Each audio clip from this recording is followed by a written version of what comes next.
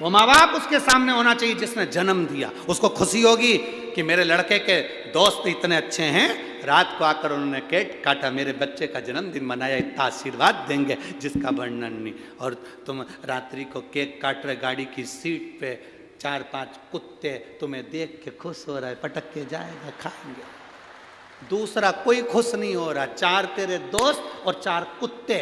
अब तुम किसके लेवल में हो तुम समझो, हम क्या बोले।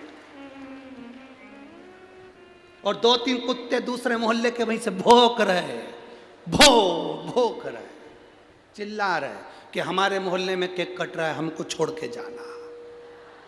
कुत्ते भी कह रहे और तुम खुश हो रहे। अभी दिसंबर का महीना आ गया, अभी तुम देखना,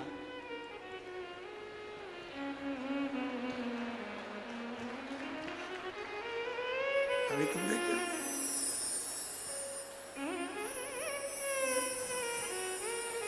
हैप्पी न्यू ईयर।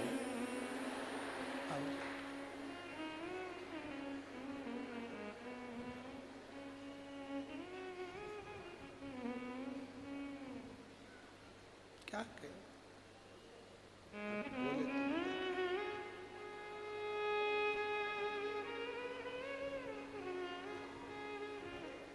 हमारा नया साल ये नहीं है।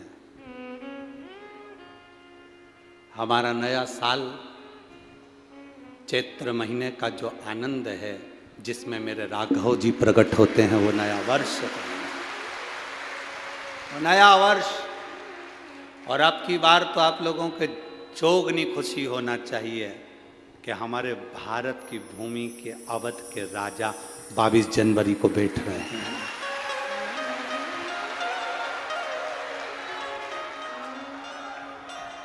भारत की भूमि के अवध के राजा 22 जनवरी को बैठ रहे हैं, ये प्रसन्नता होना चाहिए पूरे भारत देश में।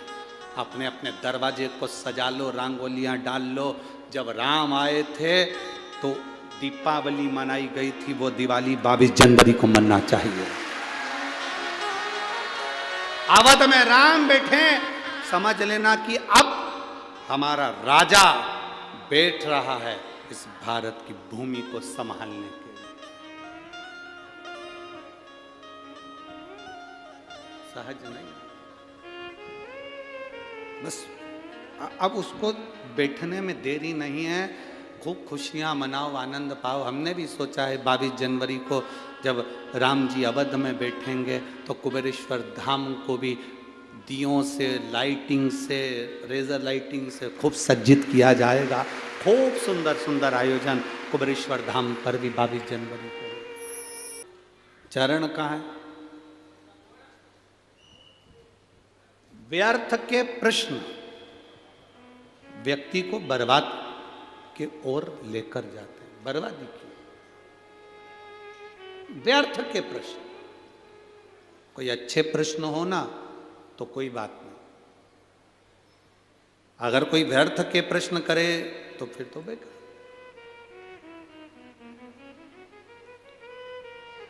जैसे कोई कह दे कि एक व्यक्ति ने, एक कॉलेज के टीचर ने अपने स्टूडेंटों से पूछा कि ये बताओ कि मेरे पिताजी सफ़ेद शर्ट पहनते हैं और मेरी माँ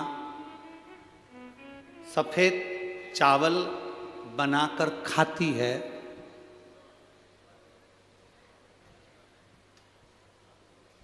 तो मेरी उम्र कितनी है?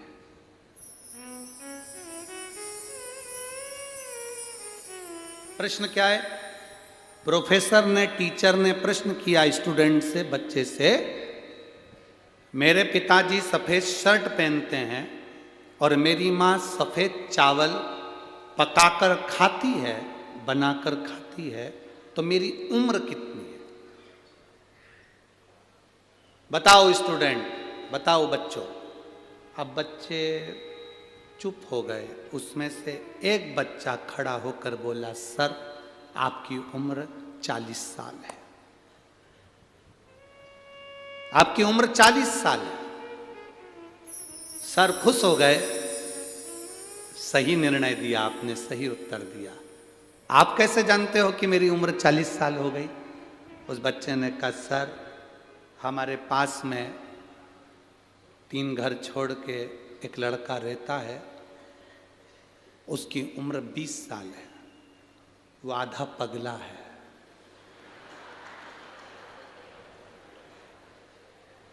आपकी उम्र 40 साल है, मतलब आप पूरे पगले हो।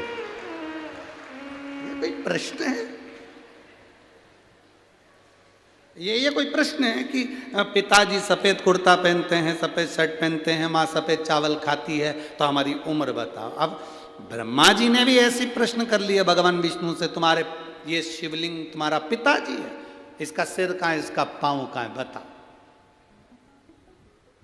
अब ऐसे फालतू के प्रश्न करोगे तो फिर बाद में कष्ट तो भोगना ही है।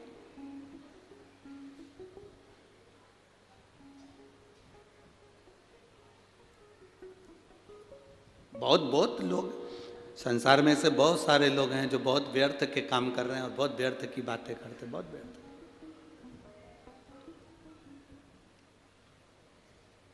बहुत व्यर्थ की बात।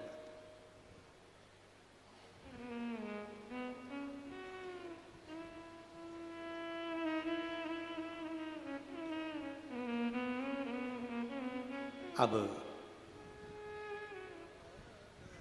ब्रह्मा जी ने जैसे ही कहा तो भगवान विष्णु ने कहा ये मेरे पिता हैं, जिस शिवलिंग का तुम दर्शन कर रहे हो ये मेरे पिता हैं।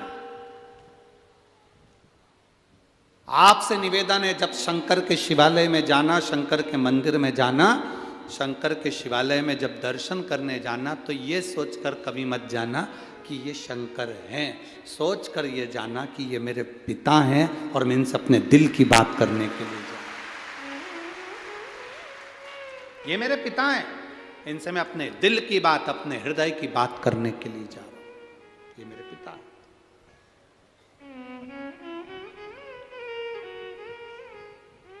जब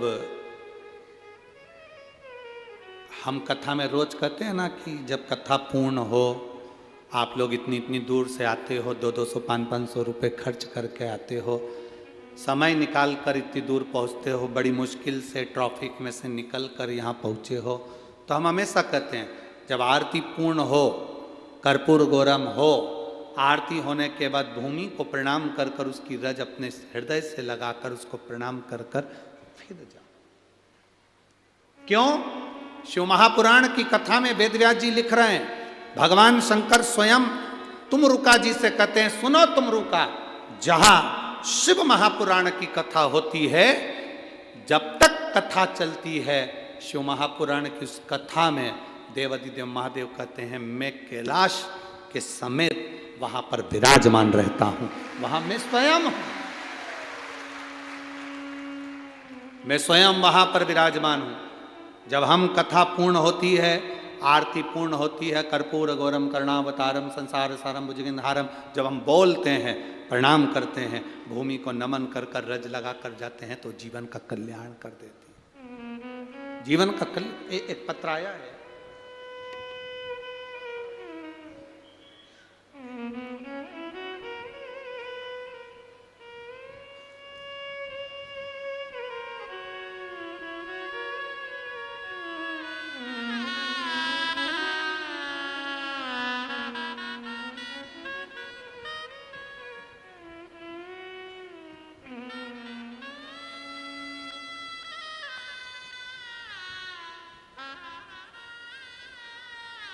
मैं दीपक सतीश सोनबड़े, दशरथ नगर, जिला जलगांव। कहीं बैठे हों तो हाथ हिला सकते हैं, कहीं बैठे हों तो हाथ हिला सकते हैं। मोबाइल नंबर मेरा ये है, मैं दीपक सतीश सोनबड़े, दशरथ नगर, जिला जलगांव। लाइन लिखिए उन्हें, आप लोग पत्र चैनल के माध्यम से हमारे साथ में पढ़ सकते हैं। एलईडी पर पत्र दिख रहा होगा, आस्था चैनल वाले आस्था चैनल पर पढ़ सकते हैं। मोबाइल नंबर मेरा ये है, मैं दीपक सतीश सोनबड़े, दशरथ नगर, जिला जलगांव। लुटा दिया संसार काशी वाले ने, कर दिया माला माल काशी वाले ने। गुरुजी लोग कहते हैं पंडाल में कथा सुनने से क्या होता है, वहां बैठकर श्री शिवाय नमस्तुभ्यम मंत्र बोलने से क्या होता है, कथा पूर्ण होने पर रज को अपने हृदय से लगाकर जाने पर क्या होता है, मैं बोलता हूँ जो मंत्र बोलकर पंडाल में व्यासपीठ के सामने जो बोला जाता है वो दुनिया में कहीं नहीं हो सकता, वो यहाँ होता है। वह सब यहाँ होता है। गुरुदेव, मेरे भाई पिछले 2 साल से बैंक की नौकरी के लिए प्रयास कर रहे थे। कई समय से वो बैंक की नौकरी का एग्ज़ाम भी दिए थे, पर उनका कभी रिजल्ट नहीं आया। गुरुदेव, सभी रिजल्ट कभी नहीं आए। मैंने उनसे कहा चल पंडाल में शिव पुराण की कथा है, वहाँ पर थोड़ा बहुत जो लोग कचरा पटक कर चले जाएं उसको उठाकर बोरी में भरकर कहीं साइड में रख देना, सेवा करना, जितना बन सके लोगों को पानी की बोतल भर के दे देना, पिला देना, जैसा बन सके उतनी सेवा करना। जब कथा चले 3 घंटे एक जगह पर जहाँ जगह मिले वहाँ बैठकर सुन लेना। मेरे भाई ने मेरा कहना माना, मेरे साथ पंडाल में कथा सुनने के लिए आया। कल कथा का प्रथम दिन था। शाम के 4 बजे जब पंडाल में श्री शिवाय नमस्तुभ्यम का जाप आपने पहली बार, आप गुरुजी टीवी पर देखना, पहला जाप आपने 4 बजे कराया था। शायद आज भी पहला जाप 4 बजे ही हुआ है, ठीक है। कल आपने प्रथम जाप 4 बजे कराया था। जाप करते समय मेरे भाई ने और मैंने अपने भाई के नौकरी के लिए बाबा से प्रार्थना करी थी। गुरुदेव, 1 जनवरी 2022 को मेरे भाई ने एक एग्ज़ाम दिया था बैंक का। कल मेरा भाई शाम को 4 बजे जाप करा और वहीं जाप करने के 20 मिनट बाद कॉल आ गया कि तुम्हारा ज्वाइनिंग लेटर घर पहुंच गया। मैं बाबा को यहाँ धन्यवाद देने के लिए आई हूँ। ये शिव है। आप पत्र को अपने उस पर पढ़ सकते हैं। मैं दीपक सतीश सोनबड़े, दशरथ नगर, जिला जलगांव, मेरा मोबाइल नंबर ये है। मेरा ज्वाइनिंग लेटर मुझे मिल गया। ये शिव कृपा, योग घड़ी, शंभु शिव तत्व है। उससे जो कहा वो सुना। पर यहाँ तो चौधरी परिवार ने यहाँ पर प्रसाद की व्यवस्था भी करी। तुम तो आराम से खाओ पियो, मस्त अपने आनंद लो, मस्त रहो। क्या किसको रोइए, शिव कथा कह रहे। ब्रह्मा जी ने कहा कि मैं इनको शिव नहीं मान सकता। प्रश्न ऐसे करो जिसका हल हो, और जिसमें विवाद खड़ा हो जाए ऐसे प्रश्न ही मत करो। जिसमें विवाद खड़ा हो ऐसे प्रश्न क्यों करना। पत्नी पति से कह दे मैं कैसी लग रही, अब ये विवाद खड़ा करने वाला प्रश्न है। वो तो कहीं कहीं का पति हो जो कह दे कि बहुत अच्छी लग रही, एकदम जोरदार हीरोइन जैसी लग रही, तो बहुत जोरदार। वो तो कहीं का सिर फेरा पति हो और तुमने कह दिया मैं कैसी लग रही, और वो कह दे ऐसी लग रही जैसे हरी घास में भैंस चर रही, तो फिर वो दिक्कत दे जाए। फिर ऐसी तो तुम ऐसा प्रश्न करो ही काय को कि मैं कैसी लग रही, क्यों काय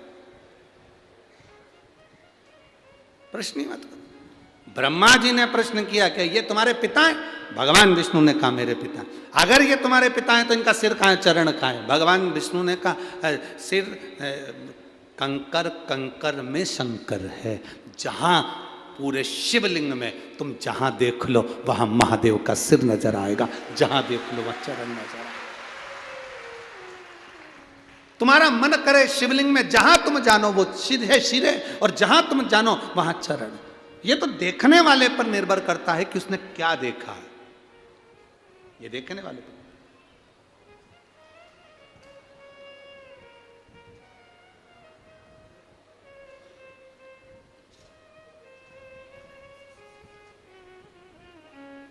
एक व्यक्ति ने हमसे पूछा धूलिया में कि गुरुजी ये बताओ कि मैं भाग्यशाली हूं कि नहीं हूं।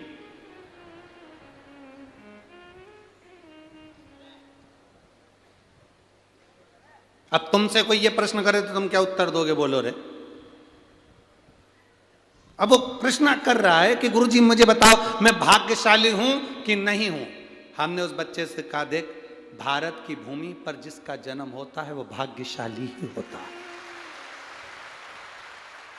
अगर भारत की भूमि पर जन्म लिया है तो तुम भाग्यशाली हो, और कहीं जन्म ले लेते तो फिर हम भी नहीं कहते कि तुम भाग्यशाली। जो भारत की भूमि पर जन्म लेता है, भारत माँ की गोद में पैदा होता है, भारत माँ की गोद में खेलता कूदता बड़ा होता है, भारत माता की गोद में रहकर सनातन धर्म की ध्वजा को लेकर चलता है, वो भाग्यशाली ही होता है।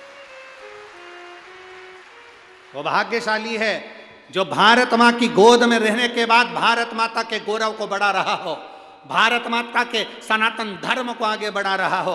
वो भाग्यशाली है जो भगवान की अविरल भक्ति में डूबा हुआ हो, और भगवान की भक्ति में डूबकर अपने परिवार को, नातों को, रिश्तों को, कुटुंब को, कबीले को चला रहा है। हम कभी ये नहीं कहते तुमसे कि तुम अपना घर छोड़ दो, परिवार छोड़ दो, नाते छोड़ दो, रिश्ते छोड़ दो, संत बन जाओ, साधु बन जाओ, तुम्हारी मर्जी पड़े तो तुम किसी गंगा के तट पर जाकर, ताप्ती के तट पर जाकर बैठ जाओ। आज तक इस व्यासपीठ से ये नहीं कहा कि घर छोड़कर तुम साधु बन जाओ, संत बन जाओ, बाबा बन जाओ, जोगी बन जाओ। अपने को नहीं बनना, जो बने वही काफी है। अपने को नहीं बनना, अपन तो जो है, राम सिंह है तो राम सिंह ही रहो, कमलाबाई है तो कमलाबाई रहो, लीलाबाई है तो लीलाबाई रहो। अपने को ज़्यादा बनने की ज़रूरत नहीं है। जो ज़्यादा बनता है फिर बाद में वो दुख भोगता है। अपन तो गृहस्थी हैं, भगवान का भजन करते करते अपने घर का काम करो, सबको संभालो, पत्नी, बच्चे, कुटुंब, कबीले, सबके साथ रहो। जब मौका मिल जाए तब भगवान का नाम लो। रात्रि को सोने के समय पर पलंग पर पड़े हो, उस समय पर 5 बार श्री शिवाय नमस्तुभ्यम बोलो। सवेरे उठो तो श्री शिवाय नमस्तुभ्यम बोलो। उसके बोलने का फल क्या होता है ये शिव महापुराण में लिखा। भगवान शंकर महादेव कहलाते हैं। एक बार लक्ष्मी जी भगवान विष्णु को देख लेती हैं। भगवान विष्णु तप साधना में डूबे हुए थे। तप साधना में जब नारायण डूबे हुए थे तो लक्ष्मी जी को लगा कि मेरे परमात्मा तो तप साधना में डूबे हुए हैं, मैं कहाँ जाऊँ। लक्ष्मी जी भ्रमण करती करती करती करती उस समय पर मृत्यु लोक में चली गई। मृत्यु लोक में जाकर लक्ष्मी जी एक बेलपत्र के वृक्ष के नीचे तप करने के लिए बैठ गई। अब माता लक्ष्मी बेलपत्र के वृक्ष के नीचे तप कर रही। आपको कथा में, नासिक की कथा में एक बात कही थी, कहीं पर जाकर भगवान का भजन करते हो, घर में बैठकर भजन कर रहे हो, दुकान में बैठकर भजन कर रहे हो, तीर्थ में बैठकर भजन कर रहे हो, पंडाल में बैठकर भजन कर रहे हो, सब जगह जहां बैठकर भजन कर रहे हो, तप कर रहे हो, मंत्र जाप कर रहे हो, उसका फल अगर बेलपत्री के वृक्ष के नीचे भूल से भी आपके मुख से एक बार श्री शिवाय नमस्तुभ्यम निकल जाता है, पंचाक्षर मंत्र नमः शिवाय, षडाक्षर मंत्र ओम नमः शिवाय निकल जाता है, तो ये समझ लो कि आप 12 ज्योतिर्लिंग में बैठकर भगवान का भजन कर रहे हैं। 12 ज्योतिर्लिंग में बैठकर भगवान का भजन कर रहे हो।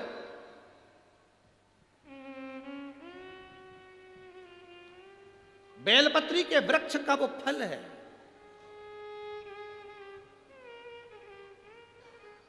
जब हम सीहोर जब कथा दी जाती है तो यजमान परिवार को कहा जाता है कि देखो जहाँ पर आप व्यासपीठ बनाएं वहाँ व्यासपीठ के आसपास में कहीं पर कुछ रखो ना रखो, पर एक बेलपत्री का पौधा जरूर रखना। क्यों? क्योंकि बेलपत्री की साक्षी में जब शिव महापुराण की कथा इतने लोग एक साथ बैठकर श्री शिवाय नमस्तुभ्यम कहते हैं तो 12 ज्योतिर्लिंग में जो जप करने का फल मिलता है, बद्री केदार में जो जप करने का फल मिलता है, द्वारका सोमनाथ में जो जप करने का फल मिलता है, रामेश्वर जगन्नाथ में जो जप करने का फल मिलता है, गंगा गोदावरी में स्नान करने का जो फल मिलता है, वो पंडाल में बैठकर श्री शिवाय नमस्तुभ्यम बोलकर फल प्राप्त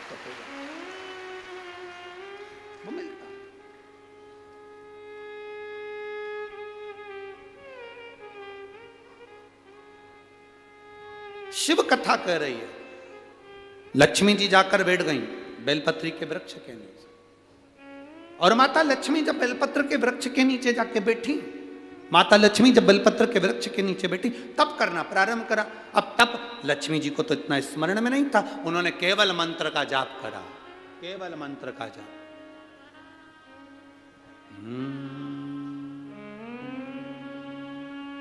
नमः शिवाय, ओम नमः शिवाय, ओम नमः शिवाय। शास्त्र रीति पहले भी कथा में कहा है, जिन्होंने कथा सुनी होगी उनके स्मरण में होगा।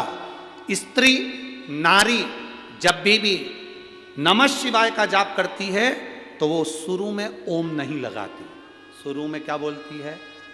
नमः शिवाय, ओम नमः शिवाय, ओम नमः शिवाय। पुरुष जब नमः शिवाय का जाप करता है शुरू में ओम लगाता है, ओम नमः शिवाय, ओम नमः शिवाय। स्त्री चालू करेगी तो नमः शिवाय से चालू करेगी, नमः शिवाय, ओम नमः शिवाय। नमः शिवाय से चालू कर कर ओम पर पहुंचेगी, फिर चालू करती जाएगी, नमः शिवाय, ओम नमः शिवाय। पुरुष चालू करता है तो ओम नमः शिवाय। स्त्री पुरुष के बोलने का भी एक फल, गोली खाने का तरीका होता है। बोलो रही जी, जी हाँ, सही है कि गलत है? इंजेक्शन को पिया जाता है कि लगवाया जाता है?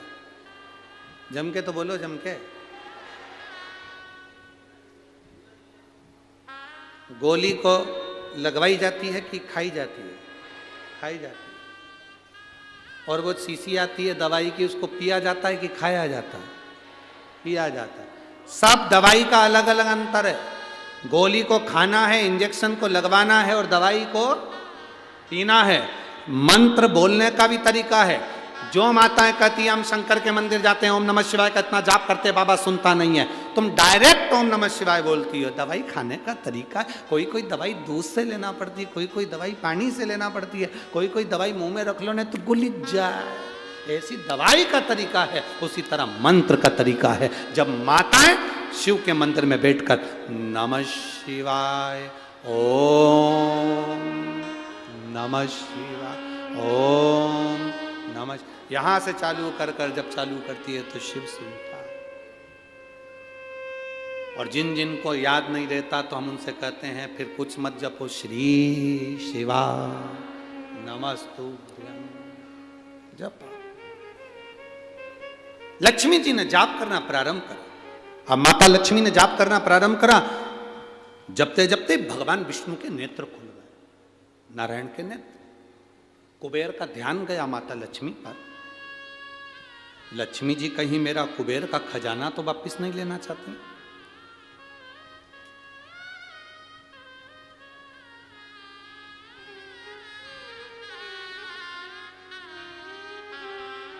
टेंशन है।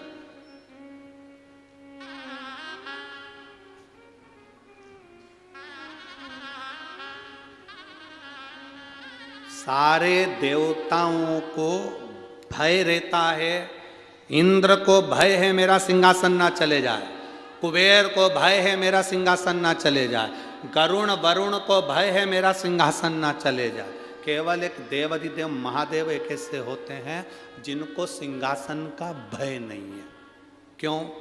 जिसको चाहिए कैलाश पे आ जाओ, बैठ जाओ, यहाँ सिंहासन है ही नहीं, यहाँ सिंहासन है ही।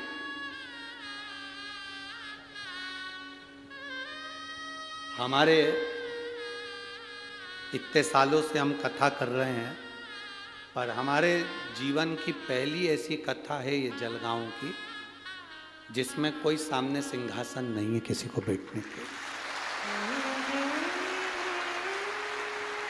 यहाँ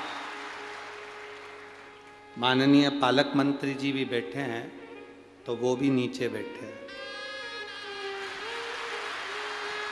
यहाँ के आमदार खासदार भी अगर आए हो तो वो जमीन पर ही बैठे होंगे। यहाँ का कोई अधीक्षक भी आया हो, ये शिव भक्ति कहते हैं इसको, इसको शंकर की भक्ति, इसको शिव महापुराण की कथा। अभी 16 दिसंबर को जो अमरावती में कथा है, जो राणा परिवार ने ली है, रवि जी राणा जी ने, और तो एक रवि राणा ने और एक और क्या नाम है उनका, सांसद जी और विधायक जी दोनों लिए हैं। नवनीत जी राणा, एक रवि जी राणा, एक नवनीत जी राणा ने जब वो कथा के लिए सीहोर आए थे उस समय पर, पहले जब हमसे एक बार मुलाकात हुई थी तो हमने पूछा कथा कौन करा रहे हैं, तो उनके मुख के शब्द थे, भोलेनाथ कराएंगे, हम तो केवल बैठकर सुनेंगे, कराने वाला कराएगा वो, हमें तो सुनना है, केवल कथा श्रवण करना। आज जलगांव की पवित्र भूमि पर हृदय प्रसन्न हो गया। यहां कोई सिंहासन नहीं है, यहां कैलाश है, कैलाश। इस कैलाश की धरा पर जहां तुम बैठ जाओ वहां भगवान का गुणगान करो, कैलाश की धरा। और आप देखिए, आप अंदाजा लगाइएगा, 5 तारीख से कथा चालू हुई है, 2 तारीख, 3 तारीख, 4 तारीख जो निकली होगी, 1 तारीख से अंदाजा लगा लो, 1 तारीख से 5 तारीख के बीच में भोलेनाथ जी ने पूरी जमीन को पहले धो लिया, साफ कर लिया, अच्छे से सफाई कर ली, सफाई कर कर साफ करके दबा के बैठे। 2 बजे से 5 बजे तक कथा चलती है। आप अंदाजा लगा कर बैठना, आपको ऐसा महसूस होगा जैसे हम कैलाश पर्वत पर बैठकर तप साधना कर रहे हैं, कथा श्रवण कर रहे हैं। हल्की हल्की सी हवा चलती रहेगी, आनंद लेते रहेंगे, सूर्य देवता आते रहेंगे, जाते रहेंगे, तुम्हारा भजन चलता रहेगा, आनंद की अनुभूति होती रहेगी। शिव तत्व की प्राप्ति, शिव तत्व सब व्यवस्था वो करता है, अपन निमित्त है, अपन निमित्त। और बड़ी प्रसन्नता हुई साहब, कल रात्रि के जो वीडियो हम लोगों ने देखे, जलगांव के लोग शहर से आकर कोई बिस्कुट, कोई पानी, कोई पाउच, रात्रि को सारे भक्तों को कोई आलू बड़ा खिला रहा था, कोई भाजी बड़ा खिला रहा था। उसके वीडियो जो जलगांव की भूमि पर चल रहे हैं सोशल मीडिया में, देखने लायक। भाव कृपा है, आपको दिया बाबा ने और आपने भाव से खिलाया, दिल से। शिव कथा कर रही है, माता लक्ष्मी बैठी, भगवान देवती देव महादेव, कुबेर को लग रहा है ये मेरा सिंहासन ना ले ले, इंद्र को लग रहा है ये मेरा सिंहासन ना ले ले, देवताओं को लग रहा है लक्ष्मी मेरा सिंहासन ना ले ले। पर लक्ष्मी तो तप की मुद्रा में विलीन लगी हुई थी, भगवान का गुणगान कर रही थी। नमः शिवाय, ओम नमः शिवाय, ओम नमः शिवाय। लगी मां, बेलपत्री का वृक्ष, उसके नीचे एक माला का मनका भी अगर बेलपत्री के वृक्ष के नीचे खसकता है, तुम्हारे मुख से नाम निकलता है, तो वो उसका फल 1000 गुना ज्यादा हो जाता है, 1000 गुना। आप लोग शिव मंदिर में जाते हो ना, तो बेलपत्री जब भगवान को चढ़ाते हो, तो आप अगर श्री शिवाय नमस्तुभ्यम बोलकर चढ़ाते हो, विद्वान पंडित जी जो आपको अभिषेक कराते हैं, पूजन कराते हैं, तो वो कह देते हैं बेलपत्री चढ़ा रहे हो, नमः शिवाय बोलकर चढ़ाओ, ओम नमः शिवाय बोलकर चढ़ाओ, श्री शिवाय नमस्तुभ्यम बोलकर चढ़ाओ। जब आप एक बेलपत्र का स्पर्श कर कर श्री शिवाय नमस्तुभ्यम कहकर बेलपत्र चढ़ाते हो, बेलपत्र का स्पर्श इस शरीर से रहता है, तो एक बेलपत्र चढ़ाते हो तो 1000 बेलपत्र चढ़ाने का फल तुम्हारे खाते में चला जाता है। एक बेलपत्र मात्र शंकर के नाम का जप कर कर आपने स्पर्श किया, मंत्र बोला, स्पर्श मात्र।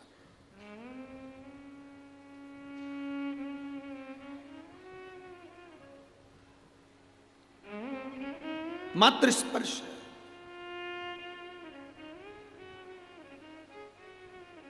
शिव कथा कर रही है, शंकर भगवान प्रसन्न हो गए, लक्ष्मी जी के सामने प्रकट हो गए। लक्ष्मी जी के सामने, मांग लक्ष्मी तुझे क्या चाहिए।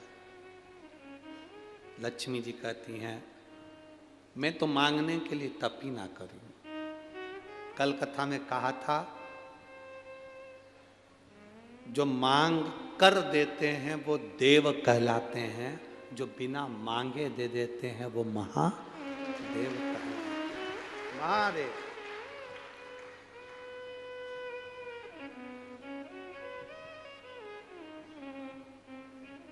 वो महादेव। जैसे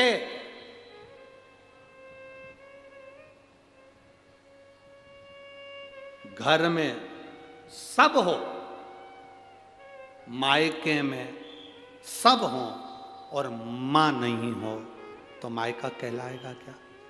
जम के बोलो जरा। मायके में भाई हो, भाभी हो, पिता हो, बहनें हो, पोता पोती, नाती पंती सब हो, मायका उसको कहते हैं मायका। मायका मतलब माँ का घर। उसको मायका की जगह ये नहीं कहते पिता का, उसको कहते हैं मायका मतलब माँ का घर। घर में सब हो, मायके में सब हो और मां ना हो तो वो मायका नहीं कहलाता, मायका नहीं कहलाता। घर में सब हो, मायके में सब हो और मां नहीं तो सब बेकार है। मां नहीं तो सब बेकार। घर में, मंदिर में घर के सब हो घर के मंदिर में सारे देवता, पर मेरा महादेव नहीं तो वो मंदिर नहीं कहलाता। मंदिर नहीं। तुम्हारे भले तुम हरि विठ्ठल को भजो, भले तुम पांडुरंगा को भजो, श्रीनाथ जी को भजो, चाहे वेंकटेश भगवान को भजो, चाहे तुम दत्त को भजो, चाहे तुम देवी को भजो, चाहे तुम गणेश को भजो, पर तुम्हारे छोटे से शिवालय में, तुम्हारे छोटे से मंदिर में, तुम्हारे घर के छोटे से उस मंदिर में, देवालय में एक छोटा सा शिवलिंग जरूर होना चाहिए। छोटा शिवलिंग जरूर। शिवलिंग ना हो तो नर्मदा का कंकर हो, नर्मदा का कंकर ना हो तो शंकर रूपी कंकर तुम्हारे यहाँ हो, पर हो जरूर। बिना शिव के देवालय खाली है, बिना शिव।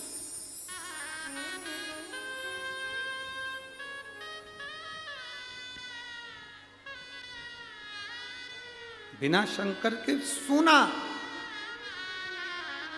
सब सुना। लक्ष्मी जी से कह रहे हैं भगवान भोलेनाथ मांगो तुम्हें क्या चाहिए। लक्ष्मी जी का मांगना नहीं, मैं मांगने के लिए तप नहीं करी। क्यों करा तप, किस लिए करा तप? मैंने मांगने के लिए तप नहीं करा, तो फिर किस लिए? तो कहा बाबा मैं तो बस, मेरे पति तप साधना में लगे हुए थे, मेरे पति तप साधना में डूबे हुए थे। समझो कि हमने दर्शन किया। अब हम पाषाण की मूर्ति में तो भगवान देख रहे हैं, वृक्ष में तो हम भगवान देख रहे हैं, कंकर में तो हम शंकर देख रहे हैं, नदी तालाब बावड़ी कुएं में तो हम भगवान देख रहे हैं। पर जरा विचार करिए, क्या हम इंसान में, इंसान को, इंसान में परमात्मा को, इंसान में भगवान को ढूंढने का प्रयास कर रहे हैं? हमने वो प्रयास करना छोड़ दिया। हम वो प्रयास नहीं करते। दर्शन का मतलब ये नहीं है कि आप मंदिर में गए तो भगवान का दर्शन करा। दर्शन का मतलब है जिससे मिले उसकी अच्छाई को हम देखें, ये दर्शन।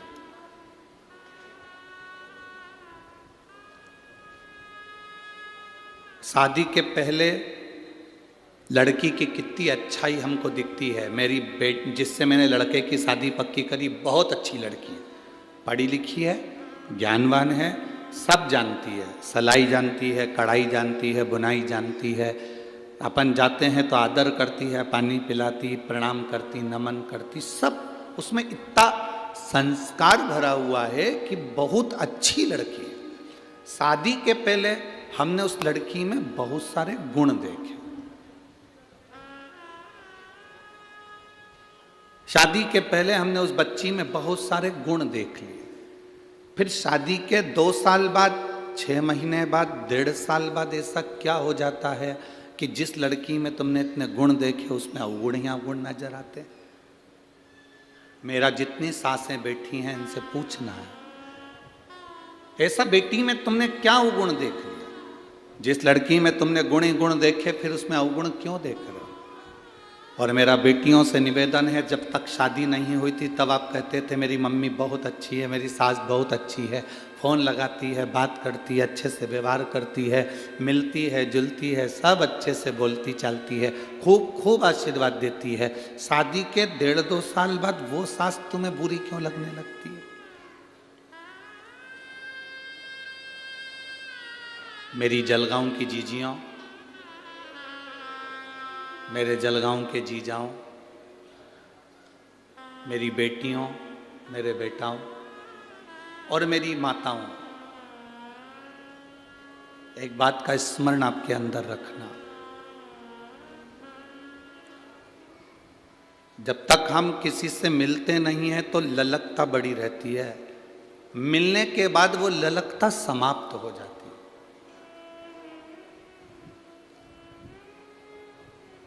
वो दुनिया के दूसरे लोग होंगे जो अपनी अपनी गादी से बैठकर कहते होंगे कि दर्शन करो तो मतलब मंदिर में करो। ये व्यासपीठ शिव महापुराण की पीठ है। इस व्यासपीठ को हम व्यासपीठ मानते हैं, पर उससे ज़्यादा ये मानते हैं कि ये शंकर भगवान का कैलाश पर्वत है जिस पर कथा बोली जा रही है। और आप सब इस कैलाश पर्वत के नजदीक में बैठ के कथा का रस तत्व ग्रहण कर रहे हैं।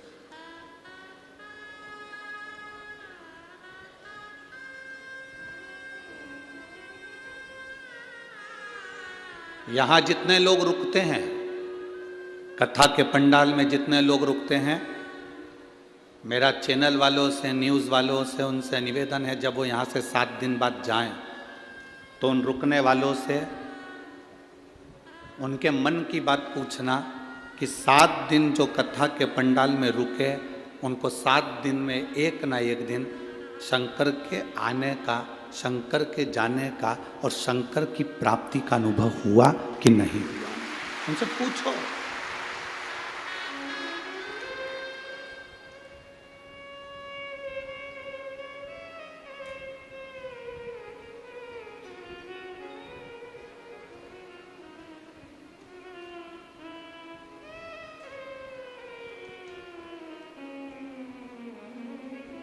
शिव महापुराण की कथा में जितने लोग बैठे रहते हैं, इनकी 3 चीजें समाप्त हो जाती हैं।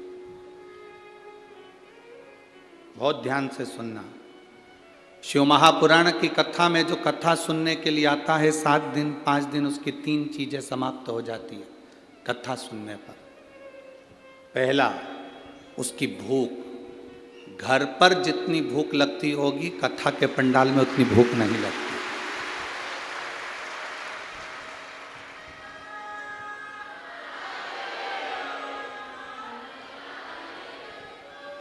अगर भूख लगती तो ये उठकर भोजन के भंडारे में मिलती, पर सुबेरे नहा धोकर तैयार होकर वापिस पंडाल में सुबेरे 6 बजे से अपना आसन लगाकर इंतजार करने बैठ जाती है। दोपहर की 2 बजेगी और कथा में भूख समाप्त। जो झोले में थोड़ा बहुत बिस्कुट या कोई सामान कोई लाकर दे देता है, वो निकाल कर उसमें से थोड़ा सा खा लेती है। पास वाली कहती है खाना खाने नहीं जा रही? मैं तो नहीं जाऊँ, मैं यहीं अच्छी, मैं नहीं जाऊँ, मैं यहीं अच्छी हूँ। तो खाना तो यहीं पास में तो भंडारा चल रहा है, चल ना ना मैं नहीं जाऊँ, मेरे पास तो रखा है, थोड़ा सा मुरमुरा लेके आई थी उसको खा लेती, अब उसमें से निकाल कर खा।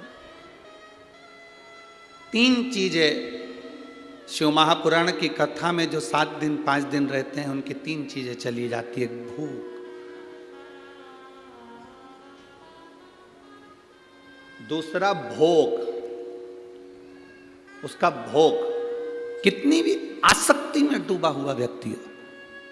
आप जितने लोग यहां 7 दिन 5 दिन कथा सुनने के लिए आए हो, ऐसा कोई व्यक्ति नहीं जिसके पास में धन की कोई कमी हो। सबके पास बाबा ने पेट भरकर भोजन दिया है और अच्छा दिया।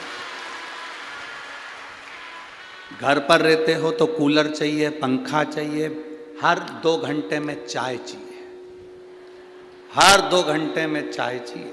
2 घंटे होते हैं और चाय की तैयार।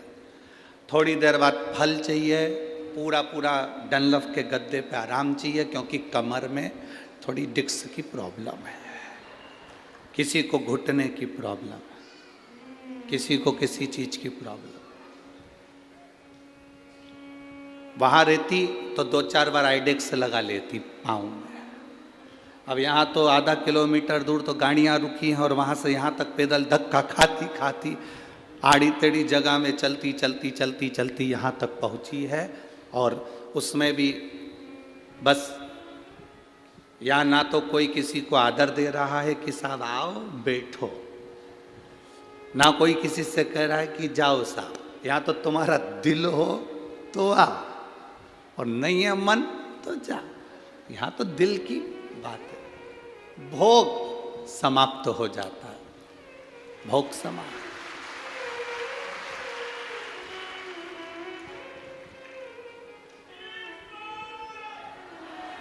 तीसरे नंबर पर शिव पुराण सुनने पर भोजन हमारा जो करने की, हमारी जो घर में आराम से चाय, अचार, ठेसा,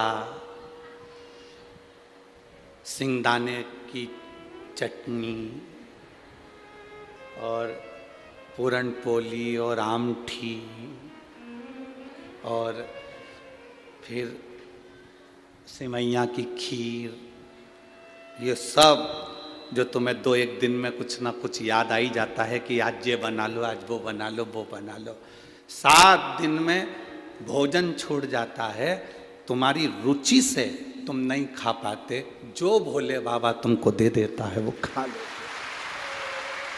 भोजन गया, भूख गई, भोग गया, भोजन गया, 3 चीज चली।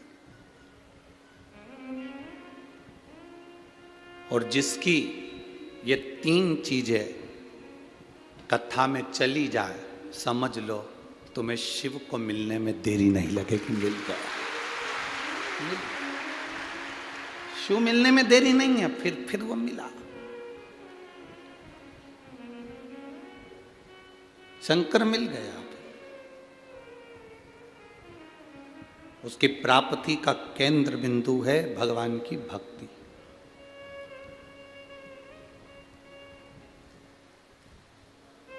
दर्शन का मतलब ये नहीं कि हम शिवालय में जा रहे हैं, दर्शन का मतलब ये नहीं कि हम मंदिर जा रहे हैं, दर्शन का मतलब ये नहीं कि हम संत के दरवाजे जा रहे हैं।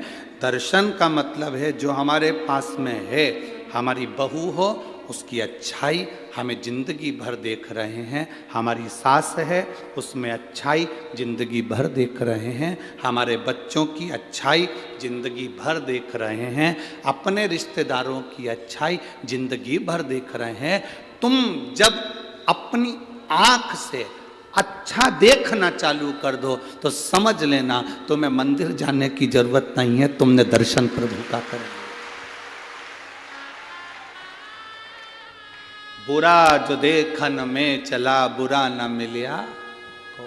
संसार में बुरा है ही नहीं कोई, क्योंकि अपने से बुरा कौन हो गए बता।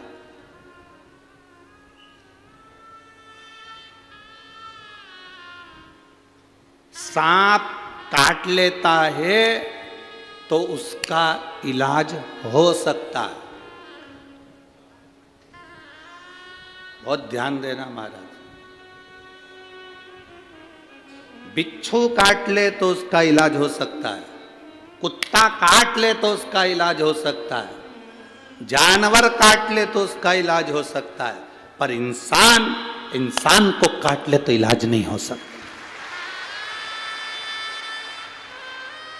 हम ऐसे काटने की बात नहीं कर रहे हैं कि तुम किसी को काट लो, इस काटने की नहीं, जिसके भीतर नफरत भरी हुई है और अंदर से व्यापार काट रहा है, तरक्की देखकर जल रहा है और उसको नीचे गिराने का सोच रहा है, समझ लो कि वो काट रहा है।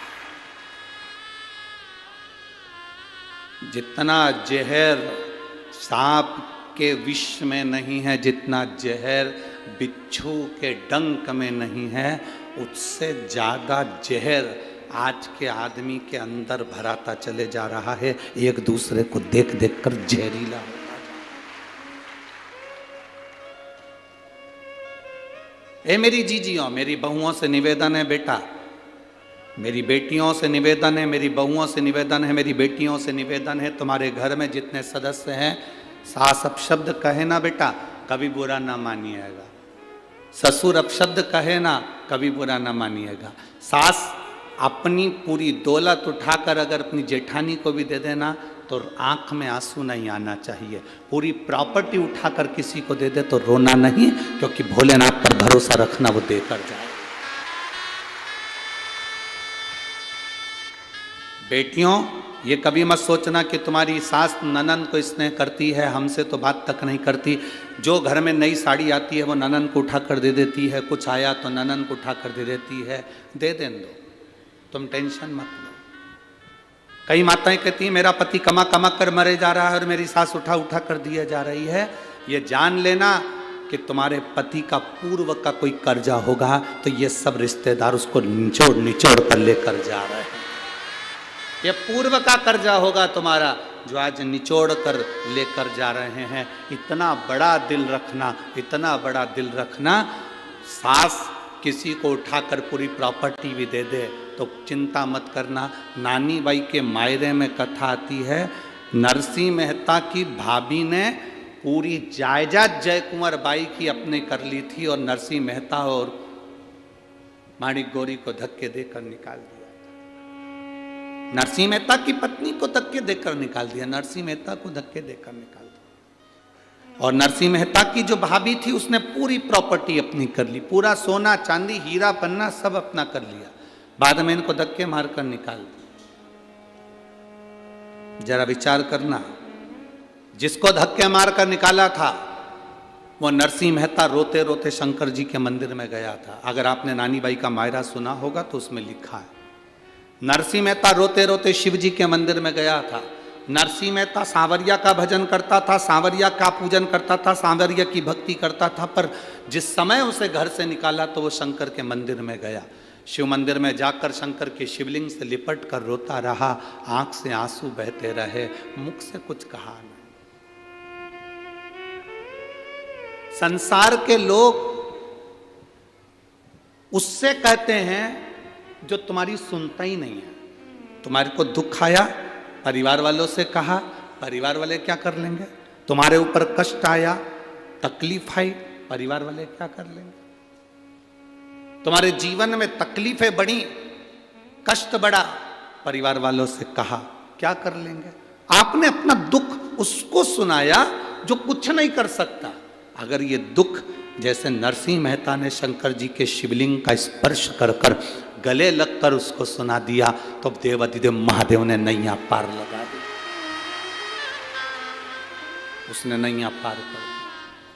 सारी प्रॉपर्टी नरसिंह मेहता के बड़े भाई ने रख ली, बड़ी भाभी ने रख ली, नरसिंह मेहता को धक्के देकर निकाल दिया। शंकर जी के मंदिर में नरसिंह मेहता पड़ा रहा। समय आया, नरसिंह मेहता के लिए शिव जी प्रसन्न हो गए।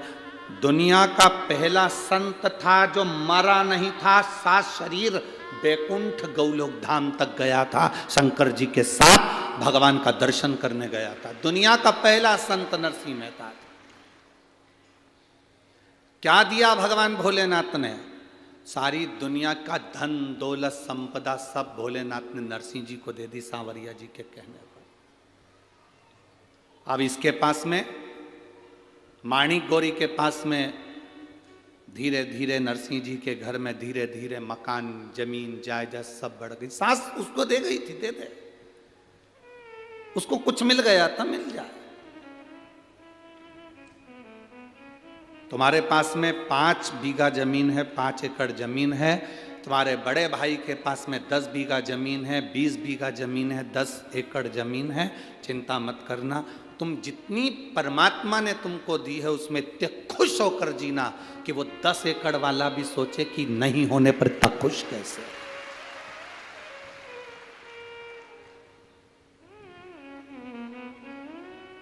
आज हमारे वो सूरत वाले सोमानी जी आए थे, तो वो कह रहे थे गुरुजी एक हमारी पास वाली में कोई पड़ोस में रहती है और वो बहुत साधारण है, बहुत साधारण, बहुत दुखी है, शायद जिंदगी में सबसे ज्यादा दुखी वही है।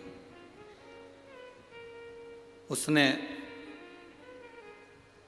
शिव जी का नाम लेकर अपने बच्चों को पालने के लिए, परिवार को पालने के लिए थोड़ा बहुत मठरी और ये चकली और नमकीन का काम चालू करा, उसने ये भेजा है गुरुदेव। पर गुरुजी सोमानी जी कह रहे थे सूरत वाले कि इतना दुख था, पहले रोती थी। शिव महापुराण की कथा सुनने के बाद उसने एक संकल्प ले लिया शंकर जी के मंदिर में कि आज के बाद किसी के सामने नहीं रोऊंगी, रोऊंगी तो मेरे महादेव के पास में जाकर रो। अब जब भी किसी रिश्तेदार से मिलने के लिए या कोई रिश्तेदार मिलने के लिए आता है तो इतनी हंसती है, प्रसन्न होती है, खुश होती है, इतनी प्रसन्न कि रिश्तेदार सोचते हैं कि इसकी जिंदगी में इतना दुख है और इसके बाद इतनी खुश कैसे रह लेती है। बाबा आप कहते हो ना कि शंकर जी के सामने खुश होकर जाना, भले जिंदगी में कितना भी दुख हो, एक ना एक दिन बाबा आशीर्वाद दे ही देता है कि तू ऐसी खुश हमेशा रहे, ऐसी प्रसन्न हमेशा रहे, प्रसन्न होकर जाए, प्रसन्न। आप दुखी क्यों हो? ये इतने लोग लाखों की संख्या में बैठे हो, आप लोग इतने लाखों की संख्या में पहुंचे हो, आप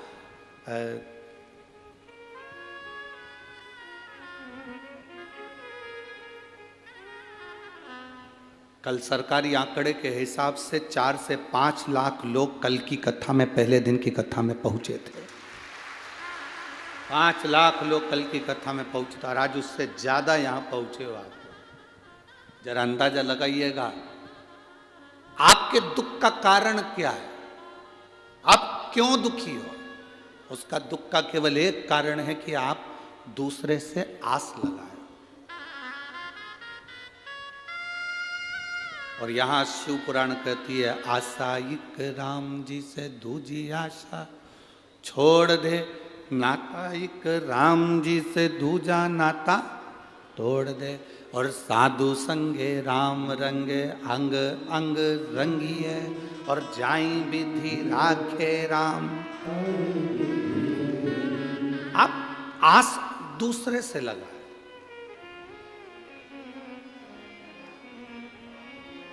जिस दिन आपने आस लगाना दूसरे से बंद कर दी और केवल ये जान लिया कि मुझे अब दूसरे से कोई आस नहीं है, सास आस लगा कर बैठी है अपने बच्चों से, मेरा बेटा बड़ा होगा, मेरा ध्यान रखेगा, मेरी बहू आएगी गरम रोटी खिलाएगी। अब वो गरम रोटी खिला रही है कि गरम डंडा खिला रही है, बुझ जा।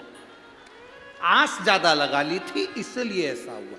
आस नहीं लगाती ना, पहले से ये विचार कर लेती कि भगवान मुझे भोलेनाथ जी ऐसा रखना कि मरते दम तक मेरे शरीर में वो बल रखना कि मैं भोजन बना सकूं, अच्छे से तेरा भोग लगा सकूं और स्वयं भी खा सकूं। बाबा से आपको यह प्रार्थना करना चाहिए कि मेरे शरीर को मरते दम तक ऐसा बना कर रखना कि मुझे किसी की जरूरत ना पड़े।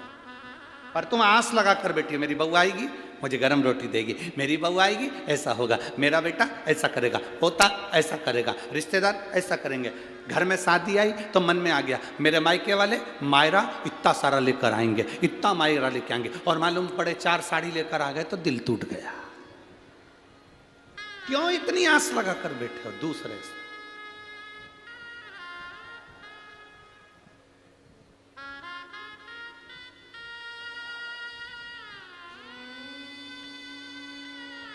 बहुत सारी आस नहीं लगाना, आस लगाना तो मेरे बाबा से लगा कर बैठना।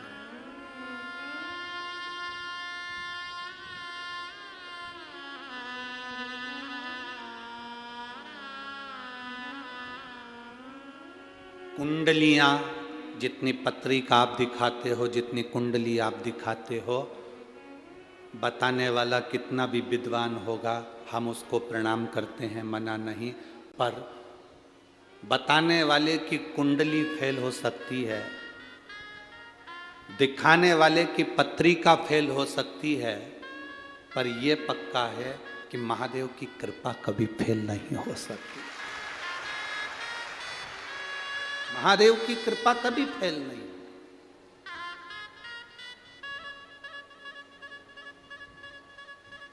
विद्वान कहने वाले कह देंगे कि साहब तुम्हारी सत्ता होगी, तुम्हारा वैभव होगा, तुम्हारी राशि ठाठ होगा, तुम्हारा ये होगा, तुम्हारी पत्रिका इतनी जोरदार है, तुम इतने जोरदार हो, तुम तो सिंहासन पर बैठ जाओगे। पर ना ना ना ना,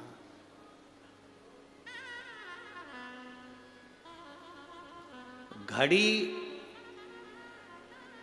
हाथ में तुम बांध सकते हो, घड़ी तुम पहन सकते हो, पर घड़ी सही करने की जवाबदारी तुम्हारी नहीं है। घड़ी तो घड़ी की दुकान पर लेकर जाना पड़ेगी। जलगांव में किराने की दुकान पर घड़ी ठीक हो जाती होगी, हमारे यहाँ तो नहीं होती। होती है इधर किराने की दुकान पर घड़ी ठीक? जम के तो बोलो। कपड़े की दुकान पे ठीक होती है क्या? सोने की दुकान पे ठीक होती है क्या? टाइल्स की दुकान पे ठीक होती है क्या? लकड़ी की दुकान पे, खवास की दुकान पर? घड़ी की दुकान पर ठीक होती है। घड़ी बनाने वाला कौन? एक एक वेद, एक एक पुराण, एक एक शास्त्र को उठाकर देखना। समय, घड़ी, पल, नक्षत्र, काल सब महादेव ने बनाया है। इसलिए अपनी घड़ी बिगड़े, समय बिगड़े तो महादेव के पास चले। घड़ी बेकार हो जाती है, दुकान वाले के पास लेकर पहुंच जाते हैं, साहब ये घड़ी बेकार हो गई, जरा देखना। उसने सेल डालकर देखा, नहीं चल रही, तो उसने कहा साहब थोड़े दिन पटक कर जाओ, कम से कम 5 दिन या 7 दिन पटक कर जाओ, 7 दिन के बाद आकर तुम घड़ी ले जाना। देखो भैया मेरी घड़ी बड़ी कीमती है। उसने कहा बिल्कुल चिंता मत करो, तुम घड़ी मुझे दो। उसने उठाई घड़ी को और तुम्हारे सामने ढक्कन खोल के अंदर से मशीन निकालकर एक इतनी बड़ी कटोरी में पेट्रोल डालकर उस घड़ी की मशीन को डाल दिया। देखा कि नहीं देखा तुम लोगों ने? अरे बोलो तो जम के, देखा ना? इतनी बड़ी कटोरी में घड़ी की मशीन को निकालकर उसमें डुबो दिया। और उसने कहा कितने दिन में घड़ी दोगे? 5 दिन या 7 दिन तो लगेगा। किसी किसी की घड़ी 5 दिन में दे देता है, किसी किसी की घड़ी 7 दिन में दे देता है। डाल तुम आते जाते पूछे क्यों घड़ी ठीक हुई क्या? अभी लगेगा, 2-4 दिन और लगेगा। घड़ी को फिर पानी उसमें पेट्रोल में डाल के रखा, घिसा, सही करा, 7 दिन में घड़ी ठीक हो गई। आया, लाओ साहब घड़ी दो। उसने कहा लो साहब घड़ी चालू चालू। उन्हें कानों में लगा कर देखा, टुक टुक टुक टुक टुक टुक टुक टुक चल रही है, चल पूरी सुई हिल रही है। लाओ साहब घड़ी चालू। हम आपसे भी कहते हैं, जितने लोग जलगांव की इस पवित्र भूमि पर कथा सुन रहे हैं और जितने टीवी पर सुन रहे हैं, ये सोच कर बैठे हैं बहुत भीड़ हो रही होगी, हम कैसे जाएं। उनसे हमारा निवेदन है, घड़ी अगर बेकार चल रही हो, समय बेकार चल रहा हो, बड़ा दुख जिंदगी में चल रहा हो, बीमारियों ने घेर रखा हो, तकलीफों ने घेर रखा हो, तो ये 7 दिन घड़ी की दुकान में आकर घड़ी को पटक दो।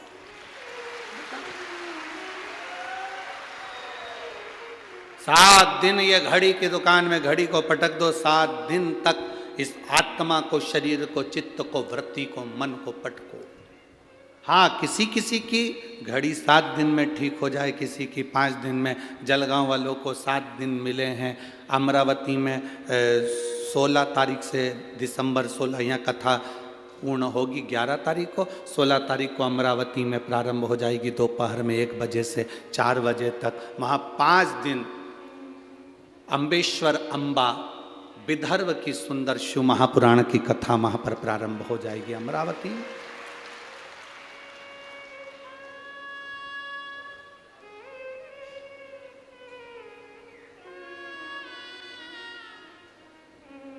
जो अपनी समय को यहां नहीं दे पाए वो वहां दो, अपना समय परमात्मा को देने का। एक पत्र आया,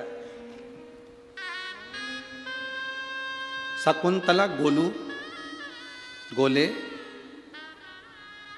धवली जिला बड़वानी, मोबाइल नंबर ये है।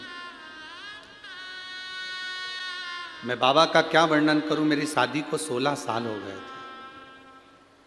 ऐसा कोई देवी देवता नहीं था जिसके दरवाजे पर हमने धोख ना लगाई। मुंबई से लेकर भोपाल तक, इंदौर तक, दिल्ली तक का कोई हॉस्पिटल नहीं जिसमें हमने इलाज ना करवाया।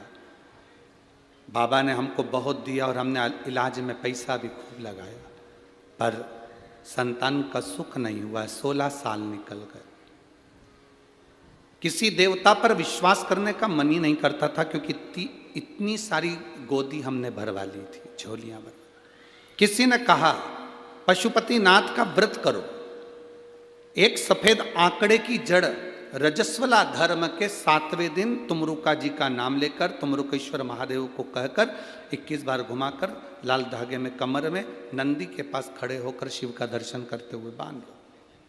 बाबा का मैं क्या गुणगान करूं। देवता देते हैं पल्ला झाड़ कर और महादेव देता है छप्पर फाड़ कर। केवल 3 महीने हुए थे गुरुजी, सब फेल हैं इस सफेद आंकड़े की जड़ और तुमरुकेश्वर के आगे। बाबा ने ऐसी कृपा कर दी। 28 मार्च 2023 को बाबा ने मेरे गर्भ से 2 पुत्रों को जन्म दे दिया है। ये शिव कृपा। कहीं बैठी हैं, कहीं बैठी हो तो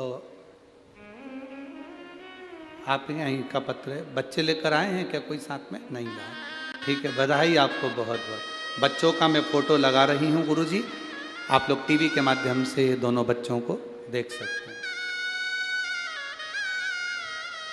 शिव भक्ति औघड़ी शंभु शंकर त्रिकालदर्शी। बैठिए।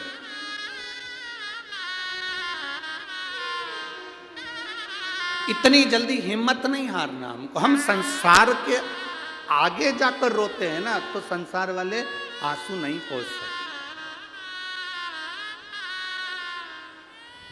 हम दुनिया के लोगों से जाकर आस लगाकर बैठते हैं, इसलिए हमें दुख मिलता है।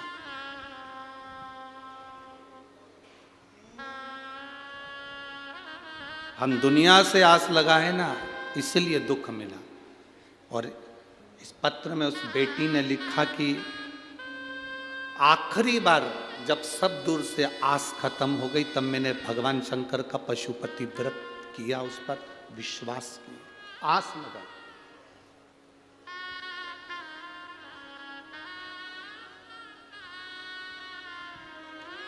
अब किसी दूसरे से आस नहीं लगाई थी आपने, आस लगाई उस देवाधिदेव महादेव से।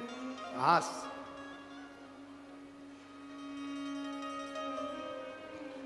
और लगन तुमसे लगा बैठे जो होगा, देखा जाएगा। तुम्हें अपना बना बैठे जो होगा, देखा जाएगा। आस लगा ली और बाबा ने वो आस फिर तोड़ी नहीं, बाबा ने वो आस फिर छोड़ी नहीं, फिर वो बाबा ने आस निभाई। थोड़ा बहुत तो मेरा बाबा देता ही नहीं है। तुम 1 मंजिल का मकान मांगते हो, वो 2 मंजिल बना के ही छोड़ता है, 2 मंजिल बनाकर ही छोड़ता है। थोड़ा बहुत तो देता ही नहीं है, वो बहुत कृपालु। बस आपका विश्वास प्रबल हो, सब में अच्छा देखो। कोई तुमसे कहे कि दर्शन का मतलब क्या होता है, तो आप उसको कह देना दर्शन का मतलब होता है सब में अच्छा देखना, हम किसी में बुरा ना देखें।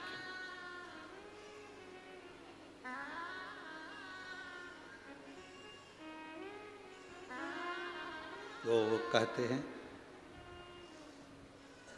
रचा है सृष्टि को जिस प्रभु ने, वही ये सृष्टि चला रहे। जो पेड़ हमने लगाया पहले, जो पेड़ हमने लगाया पहले, उसी का फल अब हम पा रहे हैं। रचा है सृष्टि को जिस प्रभु ने, वही ये सृष्टि चला रहे। उस पर भरोसा कर लो, इतना पक्का भरोसा, फिर वो टूटे ना, फिर वो छूटना नहीं चाहिए। इतना प्रबल भरोसा होना चाहिए, इतना प्रबल। एक लड़का कोमा में चले गए, देखो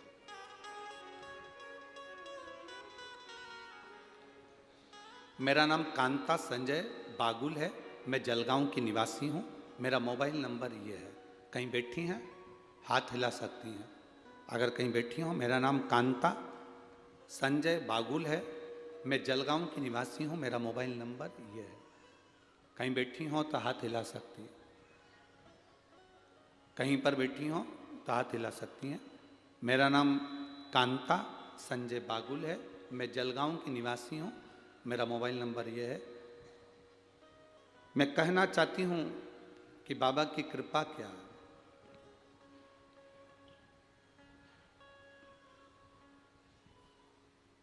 शिव महापुराण की कथा नहीं है गुरुदेव, ये शिव पुराण नहीं। हम पूरा पत्र तो बहुत बड़ा है, आप लोग भी देख रहे होंगे एलईडी पर। अब इतना बड़ा पत्र तो हम पूरा, क्या बात है, जो खास चीज उन्होंने हेडलाइन पर मार्क करके दी है, लाइन लाइन बना कर दी है, उसका स्मरण करें। कहूंगी शिव पुराण नहीं है, साक्षात शिव है। जो कथा में बोलते हैं वो बाबा सुनता, ये निश्चित। गुरुदेव 22 साल का मेरा लड़का है राहुल संजय बागुल, बहुत बड़ा शंकर की कथा का भक्त है। पर बाबा आप कहते हो ना, दुनिया में सबको अपना अपना दुख आता है और वो काटना आपको ही है। छींक आपको आई है, आपको छींकना है। खांसी आपको आई है तो आपको खांसना, दुख आया आपको है तो आपको मिटाना। उसको ब्रेन हेमरेज हो गया। 22 साल का मेरा लड़का राहुल संजय बागुल, उसको ब्रेन हेमरेज हो गया। तुरंत डॉक्टर के पास जब लेकर गए तो मालूम पड़ा ब्रेन हेमरेज है। ऑपरेशन के लिए कहा गया। ऑपरेशन करने के बाद डॉक्टर ने कह दिया था कि हो सकता है ये कोमा में चले जाए और इसकी सुध चली जाए, ये जिंदगी भर पलंग पर पड़ा रहे। ठीक भी हो सकता है, पर 90% चांस यही रहते हैं कि कोमा में चले गया व्यक्ति तो जिंदगी भर ठीक नहीं होता। मेरे लड़के का हमने ऑपरेशन करवाया, वो कोमा में चले गया, पड़ा रहा, ना हाथ हिलता ना पांव हिलता, आंख में से आंसू बहता रहता। सारे इलाज फीके पड़ गए। गुरुजी 22 साल का मेरा लड़का, करूं तो करूं क्या।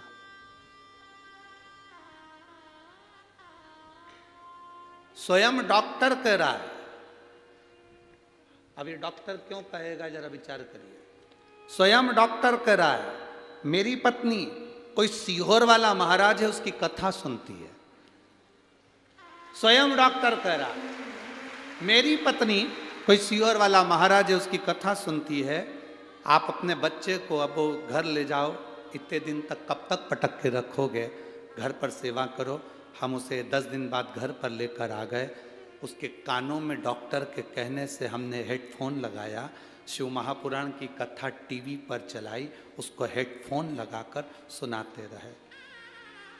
घर लाने के 25 दिन बाद कथा सुनते सुनते मेरे बेटे ने अपने हाथ पैर की उंगलियां और कंपन करना प्रारंभ कर दिया। हाथ पैर की उंगलियां कंपन करना प्रारंभ कर दी, ब्रेन काम करना प्रारंभ कर दिया। लेकर गए वापिस हॉस्पिटल। डॉक्टर भी आश्चर्य में पड़ गया कि ये चमत्कार कैसा हो गया। धीरे धीरे लड़का अपने आप उठना प्रारंभ कर दिया और बेटा ठीक हुआ। ये शिव की कृपा, अवघड़ी की कृपा। कहीं बैठे हों और अगर बच्चा यहाँ आया हो तो वो बेलपत्री लेने आ सकता है। कहीं बैठे शिव कथा, अगर वो बेटा यहाँ आया हो तो बेलपत्री लेने आ सकता है। शिव कथा इसी को औघड़ी है। जिस लड़के ने आंख खोल कर आंख में से आंसू निकलते हो, शरीर पड़ा है, ब्रेन का ऑपरेशन हो गया हो, काम ना कर रहा हो, कोमा से निकल ही नहीं रहा हो, हेडफोन लगाकर शिव कथा अंदर प्रवेश कर गई। कितने रोग, कितनी बीमारी है जीजियों। हम तो पूरे पत्र नहीं पढ़ पाते, आपको भी दुख होता होगा, इतने इतने पत्र गुरुजी के पास आते हैं, पढ़ते नहीं। अब पत्र पढ़ें तो कथा कब बाचे।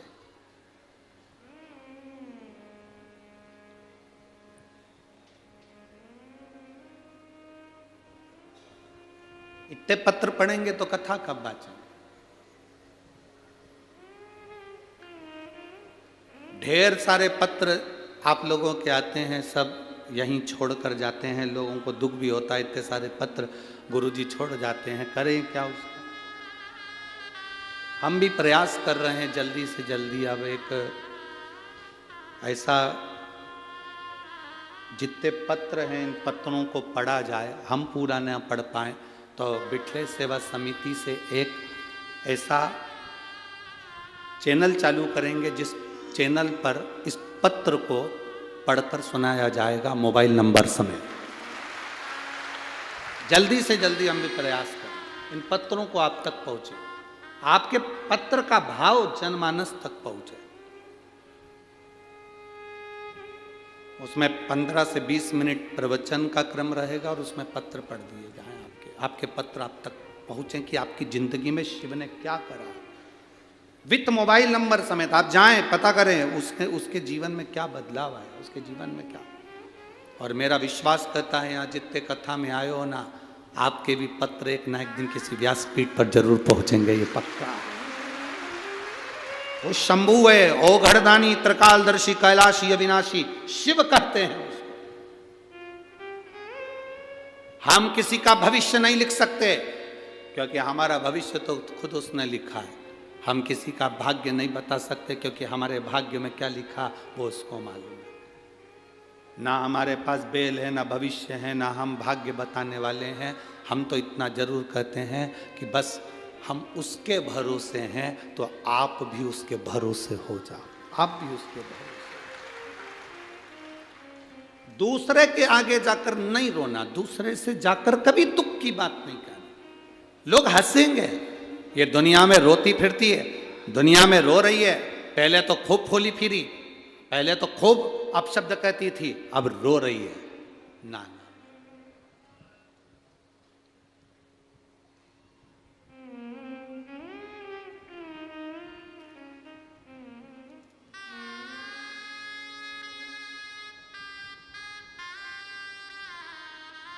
जब कोई बीमारी व्यक्ति को घेरती है ना, तो उसके परिवार वाले ही कहना चालू कर देते हैं, अच्छा है कर्मदंड भोग रही है, खूब करती थी ना हरकत इसलिए भोग रही है।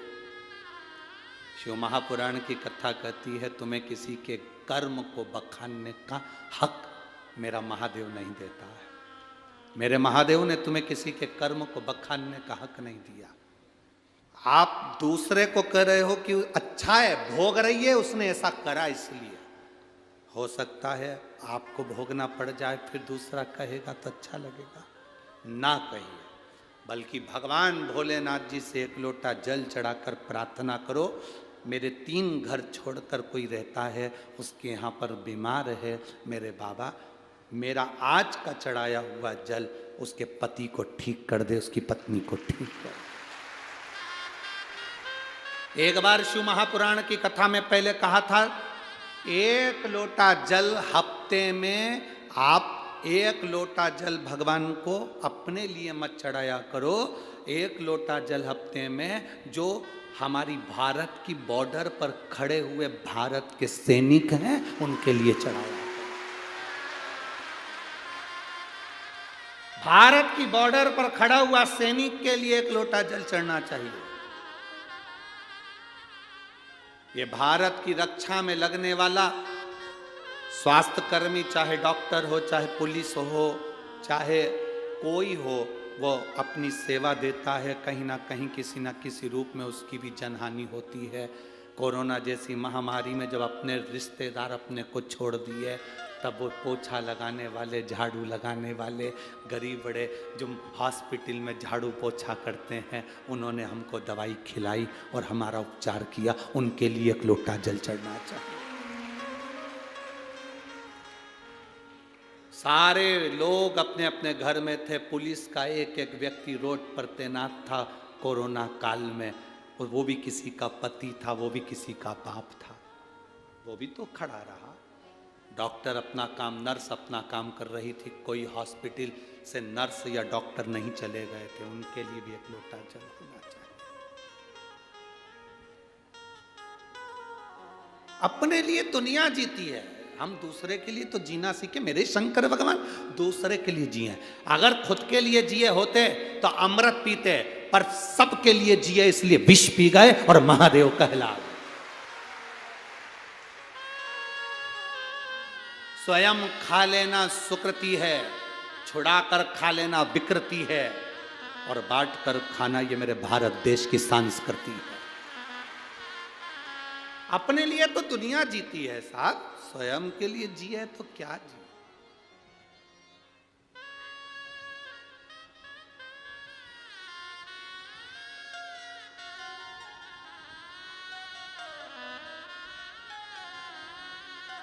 अपने लिए जिए तो क्या जिए, स्वयं के लिए क्या जीना, दूसरे के लिए। शंकर भगवान की कथा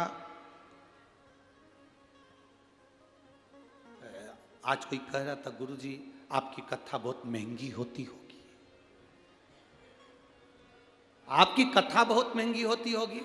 हम उनसे कहते हैं कथा कभी महंगी नहीं होती, व्यवस्थाएं बहुत महंगी होती है। कथा महंगी नहीं होती है, व्यवस्था। टेंट लगाया, पंडाल लगाया, साउंड बुलाया, लाइट जलाई, जनरेटर चलाया, लोग आए, पानी पिलाया, भोजन कराया, व्यवस्था बैठने की, उठने की, खाने की, पीने की, रहने की, ये महंगी है। कथा महंगी नहीं होती, व्यवस्था महंगी होती है। कथा तो भगवान शंकर जो कुंभज ऋषि से सुने थे, कथा जो वेद व्यास जी ने कही थी, वो कथा आज तक महंगी नहीं हुई। कथा तो निरंतर चलती रहती है, व्यवस्थाएं महंगी हो जाती, करना पड़ती है। कितनी बड़ी टीम लगी है जलगांव की, यहाँ पर चौधरी जी से पूछे कोई यहाँ पर कि कितनी बड़ी टीम लगी होगी, कितने प्रशासन के लोग लगे हैं, कितना पुलिसकर्मी, चाहे वो यहाँ का नगर निगम, नगर पालिका, स्वीपर, ये वो, सेवादार, झाड़ू वाले, लाइट वाले, साउंड वाले, कितना टीम लगा है, कितना। वो जगदीश से पूछो, भरत जी से पूछो, चौधरी जी से, उनको मालूम होगा। यहाँ पालक मंत्री जी बैठे हैं, इनसे पूछो कि व्यवस्थाएं करने में कितना कितना लगना पड़ता। व्यवस्थाएं करना बहुत कठिन। लाखों भक्त आते हैं और लाखों भक्त जाते हैं, शंकर के भरोसे आते हैं और शंकर के भरोसे जाते हैं। शिव के भरोसे आ रहे हैं, शिव के भरोसे जा रहे हैं, भगवान की भक्ति के साथ में। शिव महापुराण की कथा कर रही है। दर्शन को समझे हम, दर्शन की मूलता को समझे हम, दर्शन के महत्व को समझे हम कि दर्शन क्या है।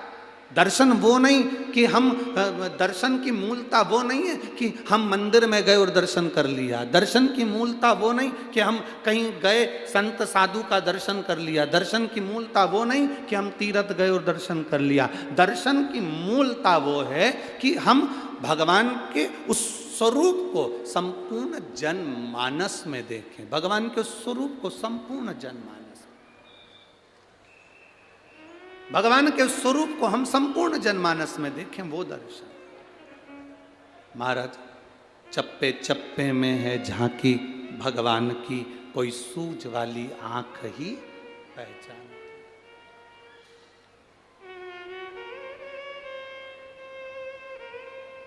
तुझ में राम, मुझ में राम, सब में राम समाया है। जित देखो उत राम की ही माया। सब में राम।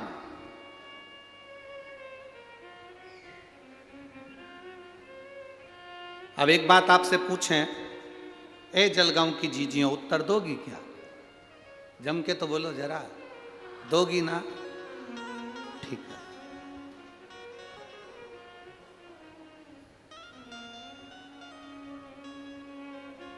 व्रत रखा तुमने एक, दिन भर भूखी रही, भोजन नहीं करा, पूजन करी, आराधना करी,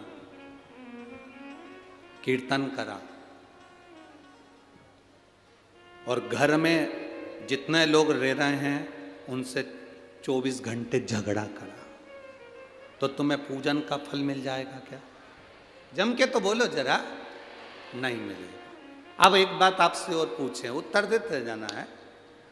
तुमने मंदिर भी नहीं गए, भजन भी नहीं करा, उपवास भी नहीं रखा और कुछ नहीं करा, और घर में जो रह रहे थे रोज लड़ती थी, आज मन करा कि आज मुझे किसी से, अब मैंने कथा सुन ली, अब मैं क्रोध नहीं करूंगी, किसी को अपशब्द नहीं कहूंगी। जो तुम मंदिर में जाकर पुण्य कमाते, वो पुण्य तुम्हें घर में मिलेगा कि नहीं मिलेगा? पुण्य तुम्हें घर में मिलेगा।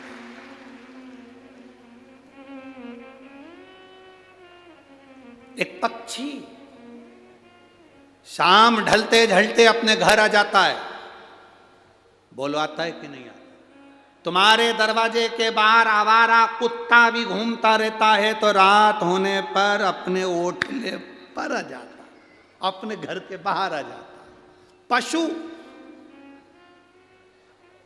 जानवर, पक्षी रात अपने घर घोंसले में आ जाते हैं। गौ माता चढ़ती है तो घर आ जाती है रात होने से पहले। केवल एक मनुष्य ही है जिस शाम ढलती है तो ये ढलने निकल जाता है। केवल एक मनुष्य। पक्षी शाम होती है, रात होती है, घर आ जाता है। पशु शाम होती है, रात होती है, घर आ जाता है। जानवर शाम हो घर आ जाता है। गौ माता शाम हो घर आ जाती है। सब अंधेरा होने से पहले अपने घर आ जाते हैं। और एक संसार में रहने वाले छोरा छोरी, आज की पीढ़ियां जैसे जैसे रात ढलती है, ये ढलने के लिए बाहर निकल जाते हैं। जिसके घर के बच्चे रात भर बाहर रहते हैं, उस घर की कभी तरक्की नहीं हो सकती, वो बर्बाद होकर मानता। पहले का कंट्रोल था माताओं का, 8 बजे के बाद छोरा छोरी बाहर गए तो ताला लगा देती थी। कहाँ जा रही? चल अंदर। कहाँ जा रहा है? अंदर चल। मम्मी अभी दोस्त से मिलकर आया, यहां बुला ले, घर में बुला ले, नहीं जान दूंगी, जा। और अगर चले जाऊं तो पहले मैंने जो कपड़े दिए वो उतार दे, नीचे से अंदर तक चड्डी भी उतार, जा जा, निकल यहां से बाहर, उतार दे सब कपड़े। थोड़ा दबाव तुम्हारा होना चाहिए। बेटे ने कहा, मम्मी बस दोस्त क्या शादी है, अभी घूम कर आता हूं। अब शादी तो शादी है तो अटेंड तो दिन में जाना, शाम को जाना है। दोस्त के यहाँ की शादी है तो हम भी तो चलेंगे। तेरा बेस्ट फ्रेंड तो हमारा भी तो कोई लगता होगा। जब तू बेस्ट फ्रेंड है तो हम बेस्ट नहीं है।